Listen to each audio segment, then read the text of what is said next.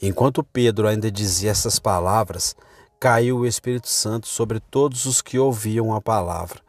Atos capítulo 10, versículo 44. A Bíblia é um livro da revelação de Deus.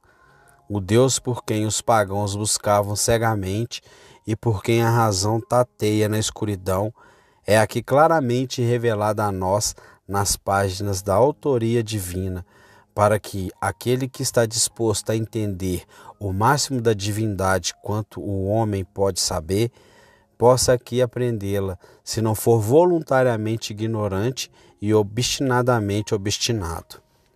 E pensei que talvez esta manhã, ao pregar sobre a obra do Espírito Santo, esse texto pudesse ser cumprido. Aquele que me honra, eu honrarei. Meu desejo sincero é honrar o Espírito Santo esta manhã. E se ele tiver o prazer de honrar a sua igreja em troca, a ele será a glória para sempre. Enquanto Pedro ainda dizia estas palavras, desceu o Espírito Santo sobre todos os que ouviam a palavra. Em primeiro lugar, tentarei descrever o método de operação do Espírito. Em segundo lugar, a necessidade absoluta da influência do Espírito Santo, se pudéssemos ver homens convertidos. E então, em terceiro lugar, sugerirei os caminhos e meios pelos quais, sobre a graça divina, podemos obter uma queda semelhante do Espírito sobre nossas igrejas. Em primeiro lugar, então, tentarei explicar o método da operação do Espírito Santo. Mas deixe-me proteger-me contra ser mal compreendido. Podemos explicar o que o Espírito faz, mas como ele faz, nenhum homem deve fingir saber. A obra do Espírito Santo é o mistério peculiar da religião cristã. Quase qualquer outra coisa é clara, mas isso deve permanecer um segredo inescrutável no qual seria errado tentarmos bisbilhotar. Quem sabe onde os ventos são gerados? Quem sabe, portanto, como o Espírito trabalha, pois ele é como o vento? O vento sopra onde quer, e tu ouves a sua voz, mas não podes dizer de onde vem, nem para onde vai. Assim é todo aquele que é nascido do Espírito. Na Sagrada Escritura, certos grandes segredos da natureza são mencionados como sendo paralelos à obra secreta do Espírito. A procriação de filhos é instanciada como uma maravilha paralela, pois não conhecemos o mistério dela, quanto menos, portanto, devemos esperar conhecer aquele mistério mais secreto e oculto do novo nascimento e da nova criação do homem em Cristo Jesus. Mas que nenhum homem fique espantado com isso, pois são mistérios da natureza. O homem mais sábio lhe dirá que há profundezas na natureza nas quais ele não pode mergulhar e alturas nas quais ele não pode voar. Aquele que finge ter feito o nó da criação cometeu um erro. Ele pode ter cortado o nó por sua ignorância grosseira e por sua conjecturas tola, mas o nó em si deve permanecer além do poder de desfazer do homem, até que o próprio Deus explique o segredo. Há coisas maravilhosas que, até agora, os homens buscaram saber em vão. Eles podem, talvez, descobrir muitas delas, mas, como o Espírito trabalha, nenhum homem pode saber. Mas agora, desejo explicar o que o Espírito Santo faz, embora não possamos dizer como ele faz. Entendo que a obra do Espírito Santo na conversão é dupla. Primeiro, é um despertar dos poderes que o homem já tem. E segundo, é uma implantação de poderes que ele nunca teve. Na grande obra do novo nascimento, o Espírito Santo desperta primeiramente os poderes mentais, pois seja lembrado que o Espírito Santo nunca dá a nenhum homem novos poderes mentais. Tomemos, por exemplo, a razão. O Espírito Santo não dá aos homens razão, pois eles têm razão antes de sua conversão. O que o Espírito Santo faz é ensinar nossa razão correta, colocar nossa razão no caminho certo, para que possamos usá-lo para o alto propósito de discernir entre o bem e o mal, entre o precioso e o vil. O Espírito Santo não dá ao homem uma vontade, pois os homens têm uma vontade antes, mas ele torna a vontade que estava em cativeiro a Satanás livre para o serviço de Deus. O Espírito Santo não dá a nenhum homem o poder de pensar ou o órgão da crença, pois o homem tem poder para crer ou pensar no que diz respeito ao ato mental, mas ele dá àquela crença que já está lá uma tendência a crer na coisa certa, e ele dá o poder do pensamento a propensão a pensar da maneira certa, para que em vez de pensar irregularmente, comecemos a pensar como Deus gostaria que pensássemos, e nossa mente deseja andar nos passos da verdade revelada de Deus. Pode haver aqui esta manhã um homem de entendimento ampliado em coisas políticas, mas seu entendimento está obscurecido com relação às coisas espirituais. Ele não vê beleza na pessoa de Cristo. Ele não vê nada desejável no caminho da santidade. Ele escolhe o mal e abandona o bem. Agora, o Espírito Santo não lhe dará um novo entendimento, mas ele limpará seu antigo entendimento para que ele possa discernir entre coisas que diferem e descobrirá que é apenas uma coisa pobre desfrutar dos prazeres do pecado por um tempo e deixar ir um peso eterno de glória. Haverá um homem aqui também que está desesperadamente contra a religião e não deseja vir a Deus. E fazer o que queremos, não somos capazes de persuadi-lo a mudar de ideia e se voltar para Deus. O Espírito Santo não fará uma nova vontade naquele homem, mas ele mudará a sua velha vontade e, em vez de querer fazer o mal, ele o fará querer fazer o certo. Ele o fará querer ser salvo por Cristo. Ele o fará disposto no dia do seu poder. Lembre-se, não há poder num homem tão caído que o Espírito Santo não possa levantá-lo. Por mais degradado que um homem possa ser em um instante, pelo poder miraculoso do Espírito, todas as suas faculdades podem ser limpas e purgadas. A razão mal julgadora pode ser feita para julgar corretamente. Vontades fortes e obstinadas podem ser feitas para correr voluntariamente nos caminhos dos mandamentos de Deus. Afeições más e depravadas podem, em um instante, ser transformadas em Cristo, e velhos desejos que estão contaminados com o vício podem ser substituídos por aspirações celestiais. A obra do Espírito na mente é a remodelação dela, a nova formação dela.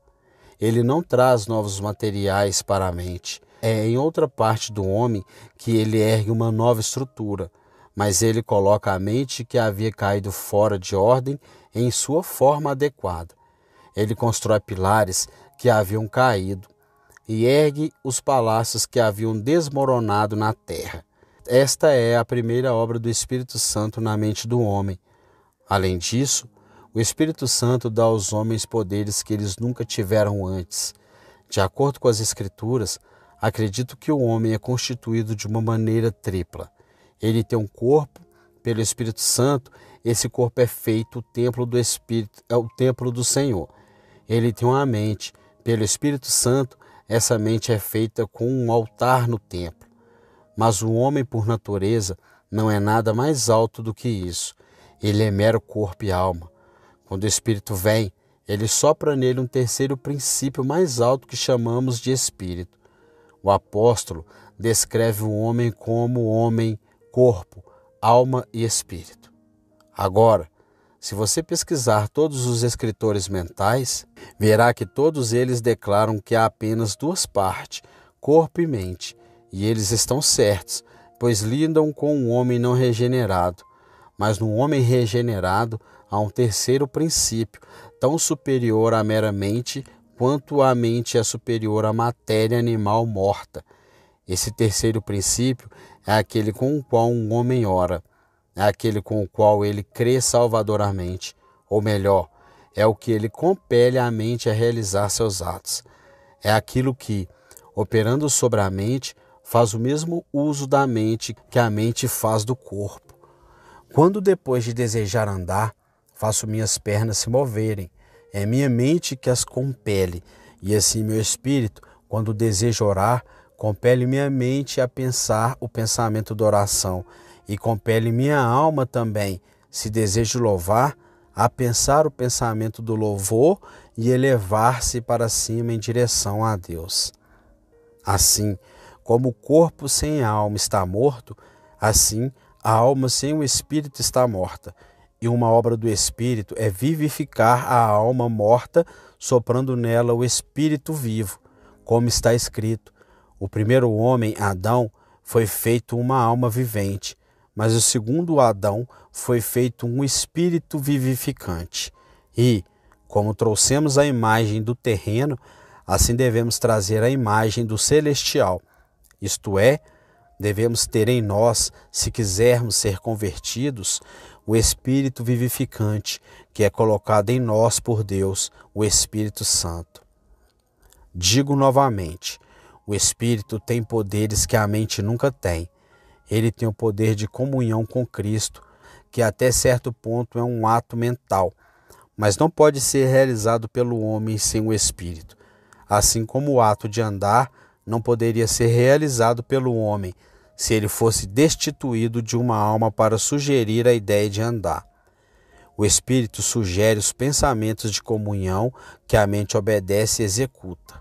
Não há momentos, eu acho, quando o Espírito deixa a mente completamente, momentos em que esquecemos tudo da terra e quase deixamos de pensar, raciocinar, julgar, pesar ou desejar.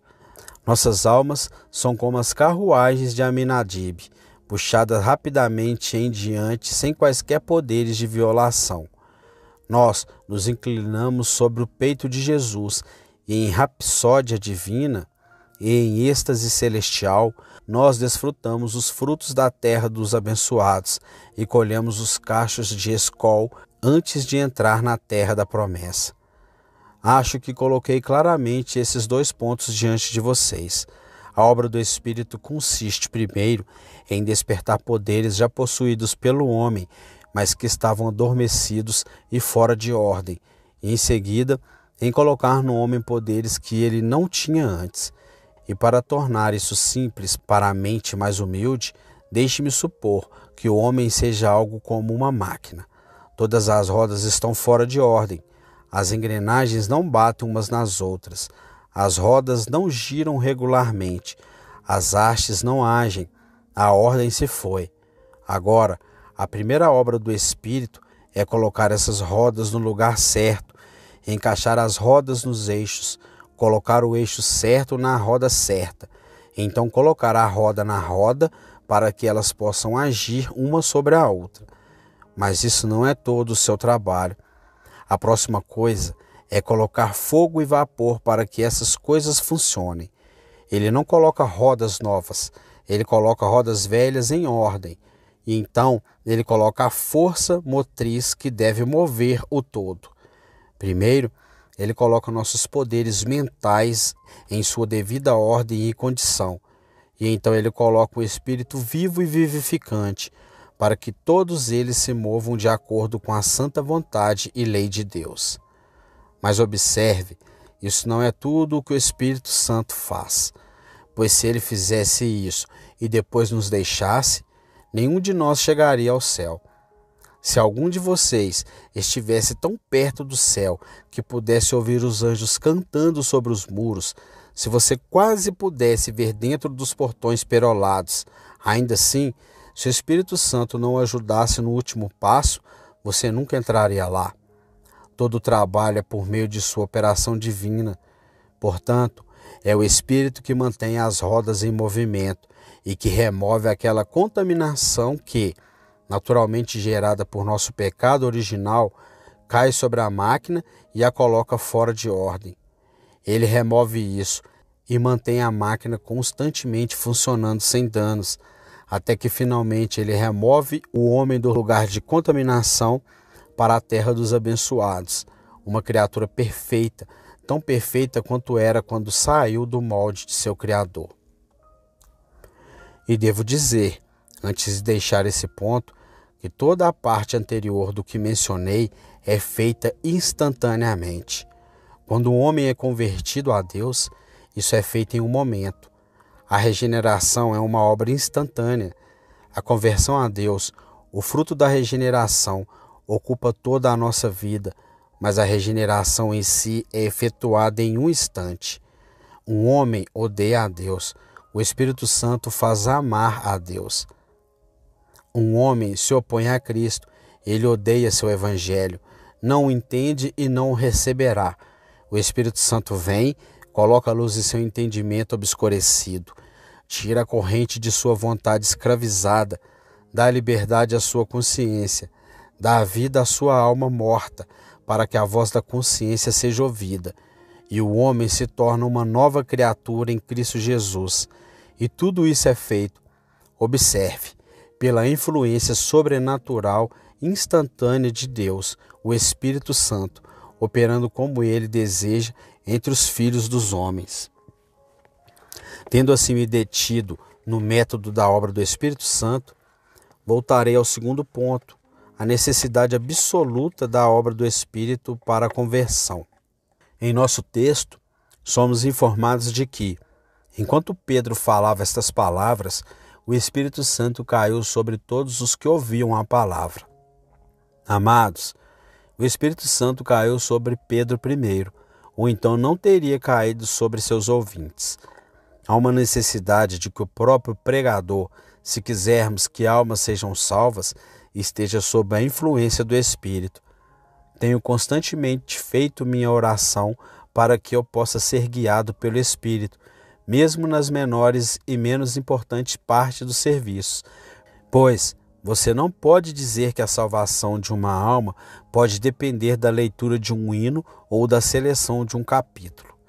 2 pessoas se juntaram à nossa igreja e fizeram uma profissão de conversão simplesmente por meio da minha leitura de um hino. Jesus, amante da minha alma. Eles não se lembravam de mais nada do hino, mas essas palavras causaram uma impressão tão profunda em suas mentes que eles não conseguiram deixar de repeti-las por dias depois. E então o pensamento surgiu: eu amo Jesus? E então eles consideraram que estranha ingratidão era que ele fosse o amante de suas almas e ainda assim eles não o amassem. Agora, eu acredito que o Espírito Santo me levou a ler aquele hino. E muitas pessoas foram convertidas por alguma declaração marcante do pregador. Mas por que foi o pregador que proferiu essa declaração? Simplesmente porque ele foi levado a isso pelo Espírito Santo. Fiquem certos, amados, que quando qualquer parte do sermão é abençoada para o seu coração, o ministro disse isso porque ele foi ordenado a dizê-lo por seu mestre. Eu poderia pregar hoje um sermão que preguei na sexta-feira, e que foi útil então, e pode não haver nada de bom vindo disso agora, porque pode não ser o sermão que o Espírito Santo teria proferido hoje.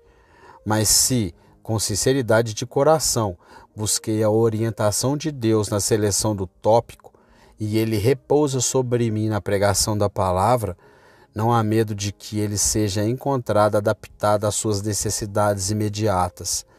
O Espírito Santo deve repousar sobre seus pregadores, que eles tenham todo o aprendizado dos homens mais sábios e toda a eloquência de homens como Demóstenes e Cícero. Ainda assim, a palavra não pode ser abençoada para você, a menos que primeiro o Espírito de Deus tenha guiado a mente do ministro na seleção de seu assunto e na discussão dele. Mas se o próprio Pedro estivesse sob a mão do Espírito, isso falharia. A menos que o Espírito de Deus, então, caísse sobre nossos ouvintes. E tentarei agora mostrar a necessidade absoluta da obra do Espírito na conversão dos homens. Vamos lembrar que tipo de coisa é a obra, e veremos que outros meios estão completamente fora de questão. É bem certo que os homens não podem ser convertidos por meios físicos. A Igreja de Roma pensou que poderia converter os homens por meio de exércitos. Então, ela invadiu países e os ameaçou com guerra e derramamento de sangue, a menos que se arrependessem e abraçassem sua religião. No entanto, isso adiantou um pouco, e os homens estavam preparados para morrer em vez de abandonar a sua fé. Ela, portanto, tentou essas coisas bonitas, estacas, raques, masmorras, machados, espadas, fogo, e por essas coisas ela esperava converter os homens.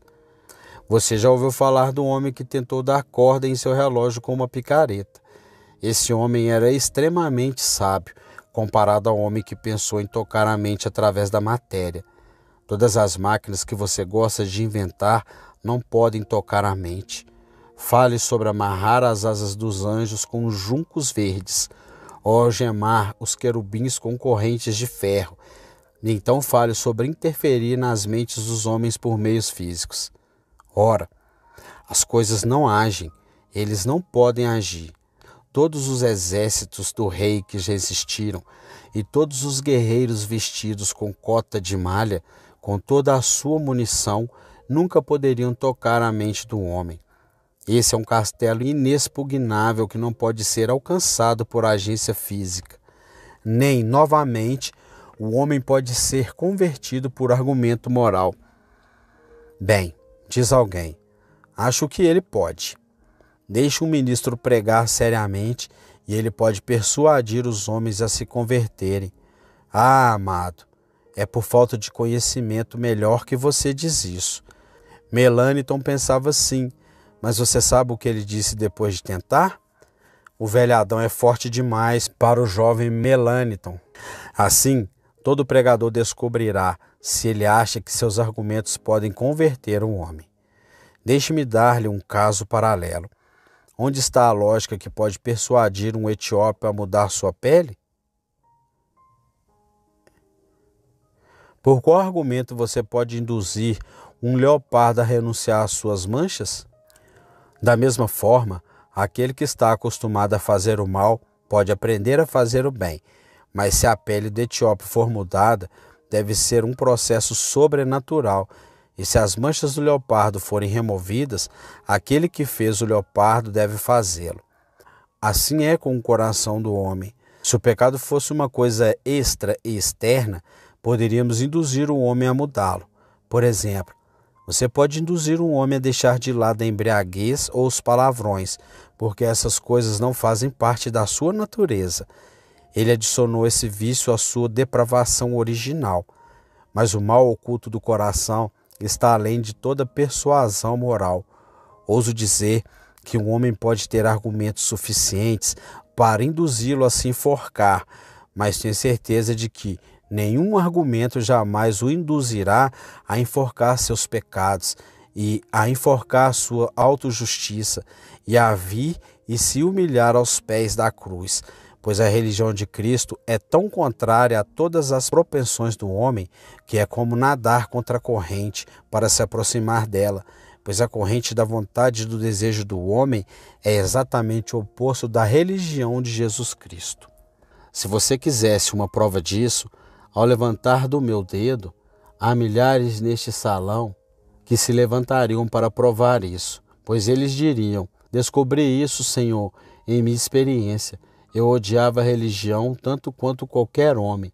Eu desprezava Cristo e seu povo, e não sei até hoje como é que sou e o que sou, a menos que seja obra de Deus. Eu vi as lágrimas escorrerem pelo rosto de um homem quando ele veio a mim para se unir à igreja de Cristo, e ele disse: Senhor, eu me pergunto como é que estou aqui hoje. Se alguém tivesse me dito há um ano que eu pensaria como penso agora, e sentiria como sinto agora, eu o teria chamado de tolo nato por suas dores. Eu costumava dizer que nunca seria um desses metodistas hipócritas. Eu gostava de passar meu domingo no prazer e não via por que deveria ficar enclausurado na casa de Deus ouvindo um homem falar. Não, eu não. Eu rezar, Senhor? Não, eu não. Eu disse que a melhor providência do mundo era um bom par de mãos fortes e cuidar do que você tem. Se qualquer homem falasse comigo sobre religião, ora, eu bateria a porta na cara dele e logo o colocaria para fora. Mas as coisas que eu amava então, agora odeio, e as coisas que então eu odiava, agora eu amo. Não posso fazer ou dizer o suficiente para mostrar quão total é a mudança que foi operada em mim. Deve ter sido obra de Deus. Não poderia ter sido operada em mim, tenho certeza. Deve ser alguém maior do que eu, que poderia sim transformar meu coração. Acho que essas duas coisas são provas de que queremos algo mais do que a natureza. E uma vez que a agência física não fará e a mera persuasão moral nunca o realizará, deve haver uma necessidade absoluta do Espírito Santo. Mas, novamente, se você pensar um minuto sobre qual é o trabalho, logo verá que ninguém, além de Deus, pode realizá-lo. Na Sagrada Escritura, a conversão é frequentemente mencionada como sendo uma nova criação. Se você fala sobre criar a si mesmo, eu me sentiria obrigado se você criasse uma mosca primeiro. Crie um mosquito, crie um grão de areia, e quando tiver criado isso, você pode falar sobre criar um novo coração. Ambos são semelhantes, impossíveis, pois a criação é obra de Deus. Mas ainda assim, se você pudesse criar um grão de pó ou criar até mesmo um mundo, não seria metade do milagre, pois você deve primeiro encontrar uma coisa que tenha se criado. Poderia ser? Suponho que você não tivesse existência. Como você poderia criar a si mesmo? Nada não pode produzir nada. Agora, como o homem pode se recriar? Um homem não pode se criar em uma nova condição quando ele não tem nessa condição, mas é ainda uma coisa que não é. Então, novamente, a obra da criação é dita como a ressurreição. Estamos vivos dentre os mortos. Agora os mortos no túmulo podem se levantar? Que qualquer ministro que pense que pode converter almas, vá e levante um cadáver.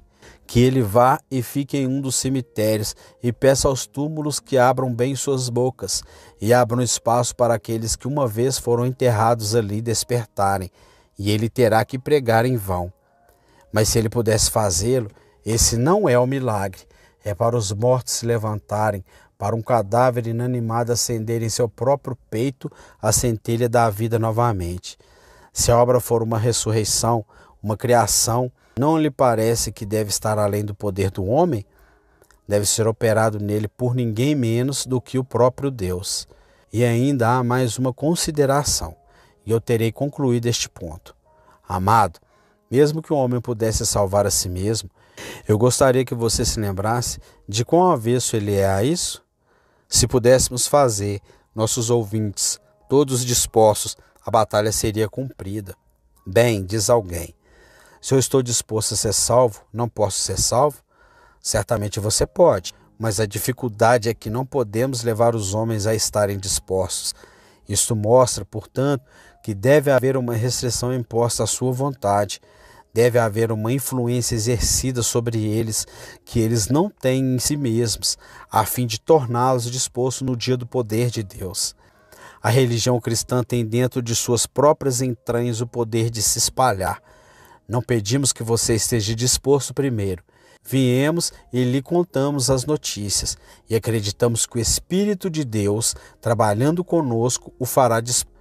Mas como a religião cristã tem uma influência onipotente, obrigando os homens a acreditarem nela, é por isso que ela é e deve ser triunfante, até que, como um mar de glória, se espalhe de costa a costa.